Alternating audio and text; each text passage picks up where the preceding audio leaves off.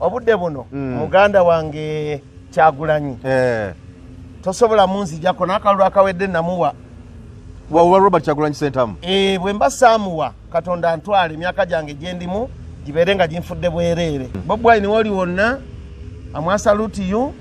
kalulu nja kakuwa mpuga simuwolereza kubanga nse akalulu nkawa siri wa Nuupu ate nno oli wa DP ndi wa DP naye akalulu nkawa Bobi Wine kubanga muganda wange aba bamulwanyisa singa tiyali Bobi Wine tebandifunye kalulu bali bamaze okuyeba bali bamaze okunafuwa mpuga n'akomawo tasobola kudda gujja kuba mukisa munene nnyo mpuga okukomawo mu kalulu munnamasaka munnange gujja kuba mukisa munene nnyo okudda gujja kuba mukisa munene nnyo oba Abedi Bwanika ya muwabya kati oyinza okumpa byampemule